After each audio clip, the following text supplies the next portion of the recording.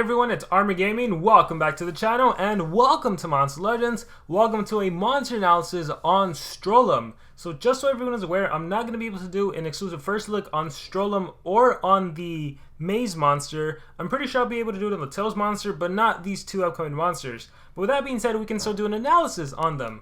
So let's see, Strolem was born centuries ago when lightning struck a mountain in the Rocky Peaks region. He left his home and started traveling across Petra aimlessly, causing destruction with his club wherever he went. He became so problematic that a group of ancient mages came together to cast a spell and put him to sleep.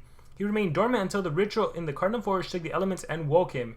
He's heard the call of the mountain and is going back to the Rocky Peaks. I gotta say, the design of Strolem is incredible. The monster itself though, from what I remember, wasn't anything too crazy.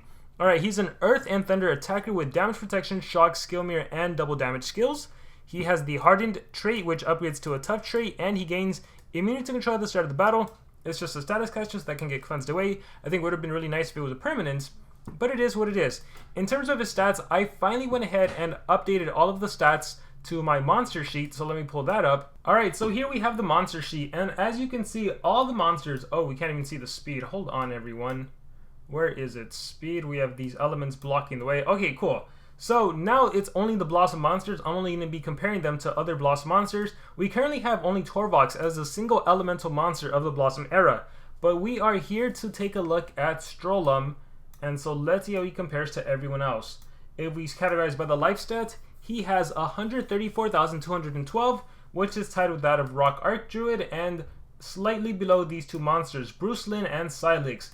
In terms of a power stat, he has the second highest power stat, tied with that of Mr. Beast and Queen Zara, second only to that of Silix, which is the PvP monster by the way.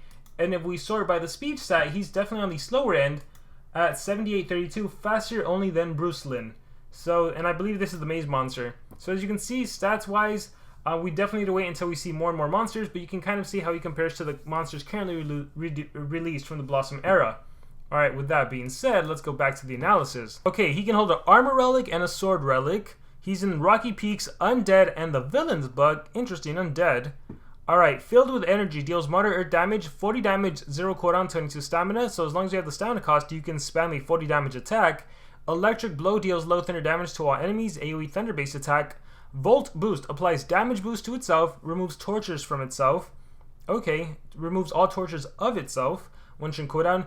Obsidian Blow deals moderate thunder damage to all enemies, applies shock. It's an AoE shock skill, 35 damage, 42 stamina cost. That's quite hefty. We have Volt's Bulwark, applies skill mirror to itself, blocks out 50% of incoming damage. Yeah, now I remember. I wish this monster would have had more skills that applies skill mirror.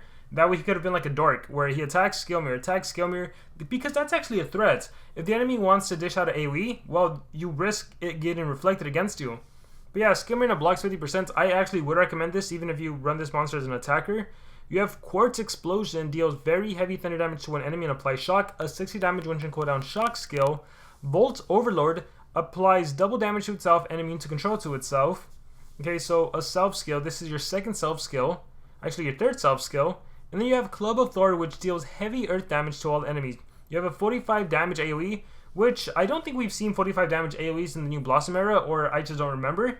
But other than that, it's a very straightforward basic monster. The ultimate attack against the laws deals massive thunder to everyone, mega stun, and shock. So honestly, just looking at this monster, this is not a monster that's going to get used a lot, I can already tell you that. When you take a look at his trait, all he really has is a tough trait once you max him out, right? That self-control immunity, that gets cleansed away. When you take a look at his skills, he has a damage boost that removes torture on a one-turn cooldown.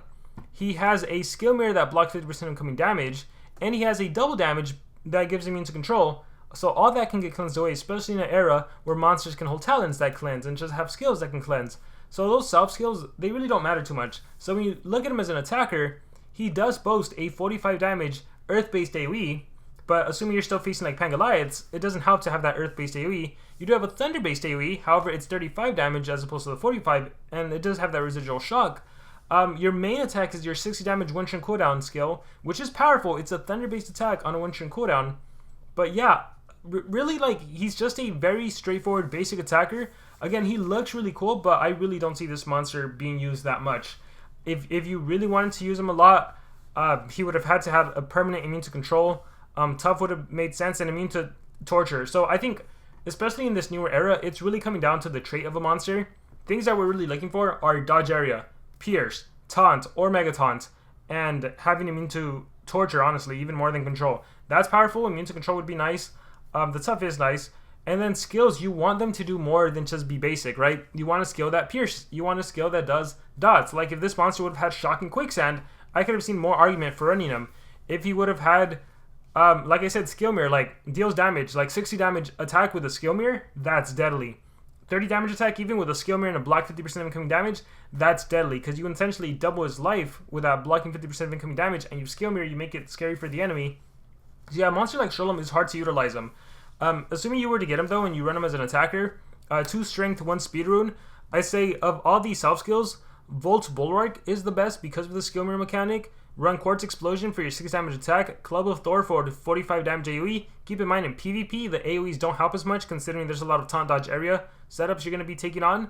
And then you would deal, honestly, whatever 4th and final skill you want. If you're going to hide this monster behind a Megaton monster, keep in mind that in that case, a skill like Volt Bulwark doesn't help out as much because you really don't need the Skill Mirror. In that case, it's probably better for you to run a double damage or even the damage boost that removes tortures, just because if you are taking on someone that has 7 sins or maybe the beast, maybe they start off with a random torture against you, you can start off by cleansing and setting up for your next attack. So Volt's boost in a PvP era kind of makes sense. But with that being said, now that I've reviewed the monster, yeah, overall not really a big fan of this monster. He's the quest monster, so if you can get him, great. If not, I wouldn't stress out about it.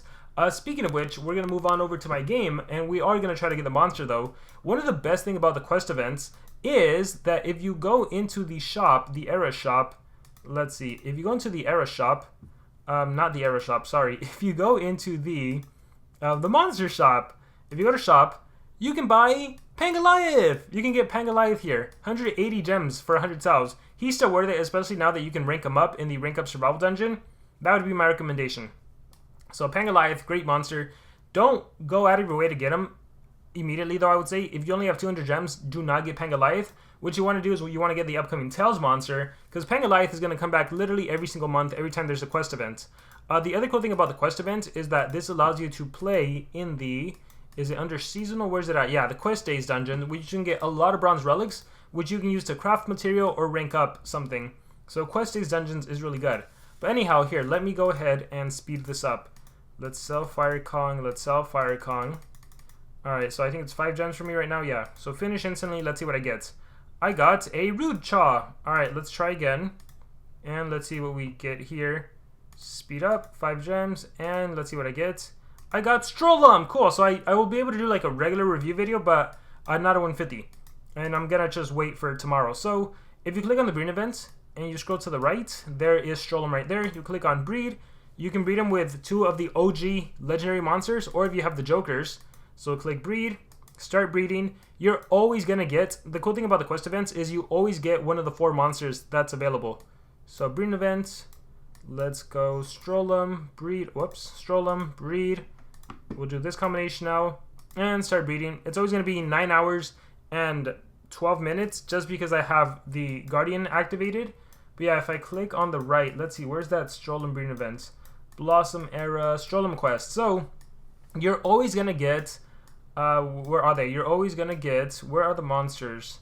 For every breeding event, you'll get a Dawn quest. There's basically 4 monsters available. I'm not sure who they are because I don't think it's... I think the 2 events are mixed right now. The Mr. Beast event and the Strolem is mixed. Yeah. Is it? Do I gotta go all the way to the right? Oh, Rude Chaw. Okay, so these are the monsters. Oh, you can actually get Ryclops, it looks like. Great monster. So you can get Ryclops, you can get Rude Chaw, or you can get Hyperia, who I think is a Megaton monster. Yeah, if I'm not mistaken. So you're always gonna get one of those 4 if you participate in the event, just so you know. So just because you get the 1 day, 22 hours, whatever it is, doesn't mean you got the new monster. As you can see, I first got Rude Chaw, then I got Strolem. So just want to put that out there for any new players. But yeah, I hope you enjoyed this analysis and this video of getting Strolem. Let me know what you guys thought about it in the comments below. Thank you very much, and remember to subscribe.